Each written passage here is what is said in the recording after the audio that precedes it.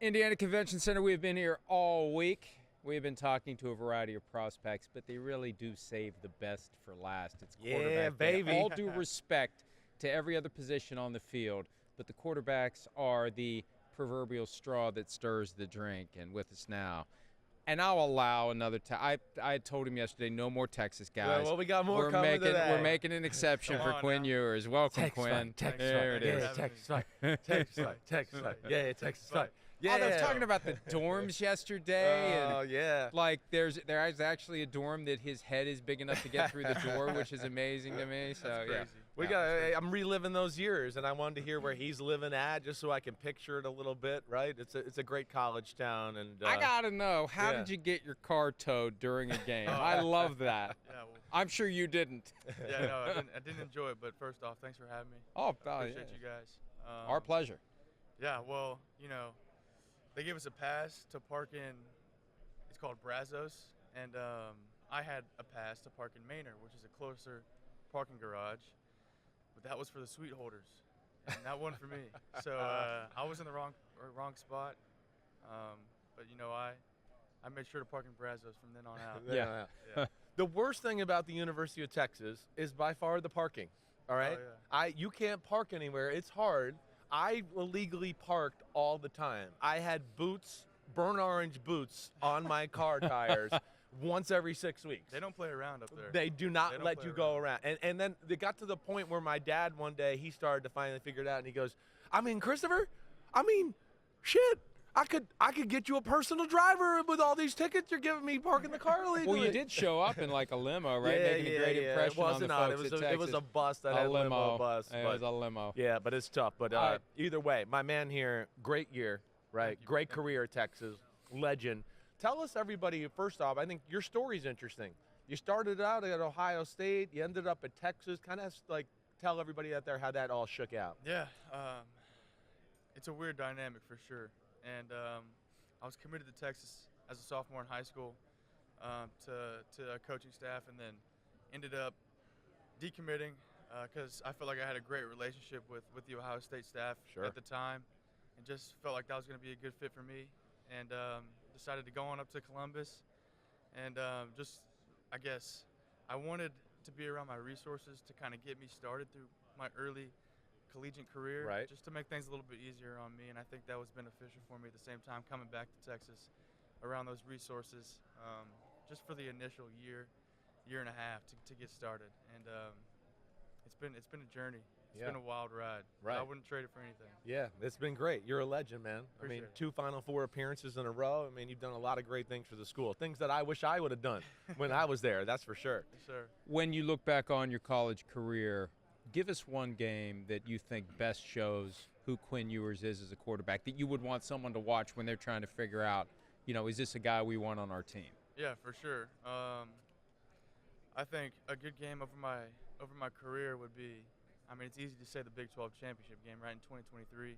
That was a good one. It was a fun one. I think just our entire offense was just clicking. Yeah. And we just had, I feel like we had a chip on our shoulder that game, and I think we all carried that on our shoulder. And I think that it's a good game for people to watch. But I think from this year, I think a good game is Michigan, because I was 100% healthy in that one, and I think I truly showed my ability of how I can play on the football field.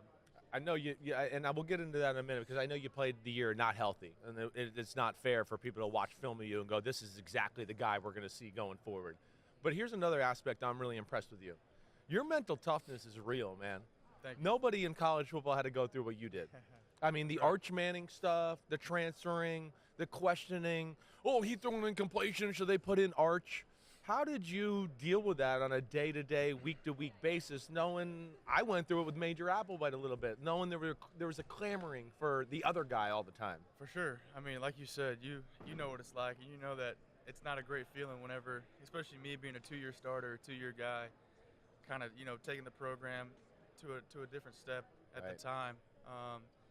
And then going into my 3rd year as a starter, feeling like, this is the year that I'm gonna go get it done right here. And then obviously some people, like you said, were calling for the guy behind me. Right. But, it was again, I wouldn't trade it because Yeah. it's just the reality of the position. There's always going to be a big name guy in the room that I'm in here from here on out. Yeah. And I think, again, going back to my mental toughness, I just have such a great group of people around me that help me, great support group around me, and they kind of helped me through it. But yeah, in the season, I think I kind of just buried it, and Right.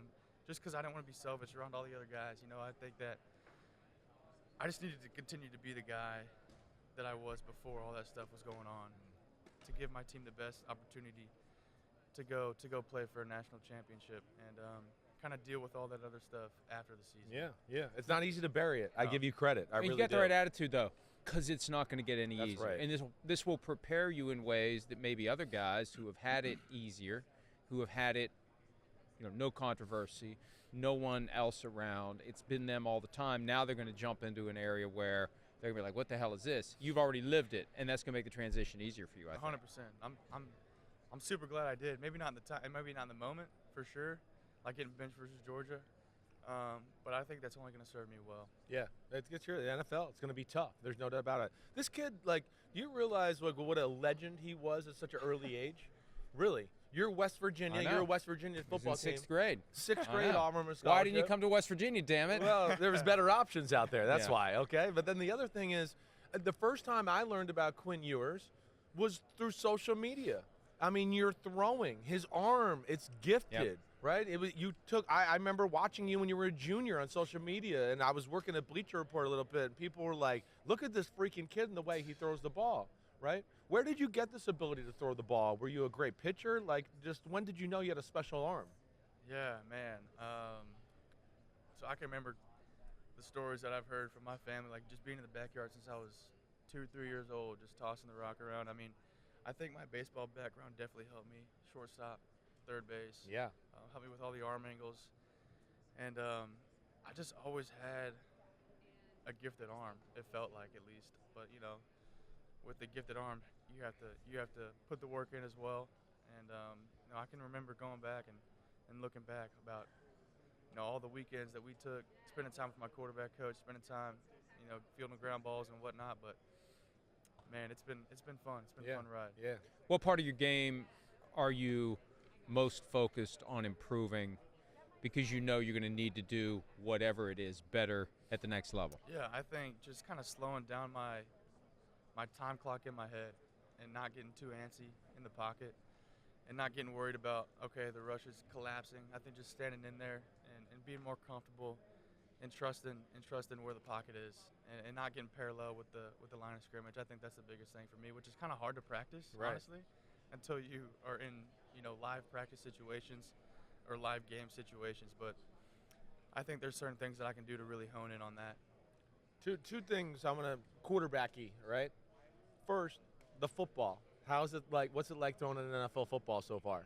Yeah, no, I like it. Yeah. I think it's a little bit more aerodynamic, to be honest with you. I agree. It cuts through the air better, Yeah, right? yeah. Those laces, the edges are a little bit better, right? I totally agree. Have you had to grip it any differently, like on the laces at all, compared to the college ball? I grip it the exact same. Exact same way. Exact Cool. same. Okay, that's the first part.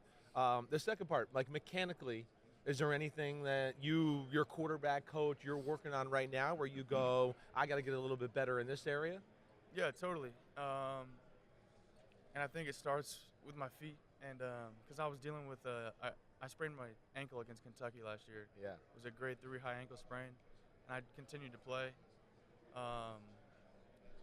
But I got my back foot was all wacky because I couldn't really You push put pressure off. on it. Yeah. So just trying to focus in on placement of my back foot, if that makes sense. Yeah, I got you. No, it makes sense. Have that power underneath you so you can really drive the football. For sure. Yeah, great. And look, you don't seem like the kind of guy who's going to make excuses, and I respect you for that. But give us the list of everything you dealt with last year. You just mentioned the sprained ankle. What else did you deal with last year? Yeah, so I did the same exact thing Derek Carr did last year, if you remember. I sprained the 10th Pentecostal rib, which it isn't comfortable if it happens to you guys. But, It has happened to me, and it's annoying. It is. Yeah. It is. Because it kind of lingers on for a little while. Right. But and us being rotational athletes. Exactly. It's tough. When you want to really torque and let it go, you're like, I can't Yeah. do it all the way. Exactly, Right. Exactly. Just that and the sprained ankle. Yeah, those are big things, though. When you talk about legs in the pocket, being able to torque and throw your fastball, when that's taken away from you. Like, there was times last year where I was like, would he throw the ball harder right here? And then, like, you know, I might have to go, oh, damn, I know he's a little banged up. He can't just drive it all the way, right? Because I'm always wanting to see that guy I saw on social media that was throwing the fireballs and the 100-mile-per-hour fastballs. For sure. It's there now. All right, good. Make sure it's there, okay? Yeah. All right, show Hey, it. another thing about rib injuries, too. What? Dr. Needle. Dr. Needle, you Got to watch out for Dr. Needle. You're throwing, you're doing everything, right? At the I'm combine? just throwing. You're just throwing. All right, cool. Yeah. Good. All right, Yeah. have fun. Kick some Yes, butt, sir. man, all right? Yes, sir. All right, Will do. Quinn, thanks for some of your time. We appreciate it Let's very give it to him much. on the way And out. Text fight. Text fight. Yeah. Yeah, we'll have text fight. more from the Text fight. and text more fight. Texas Yeah, players. text Where are fight. the West Virginia players? We'll be back. They're not here, buddy. Appreciate you guys. You know it, man. Good luck, all right? Thanks, man. Do your thing. Hi, it's Mike Florio. Thanks for watching PFT on YouTube. Hit subscribe for the latest news and analysis from Pro Football Talk.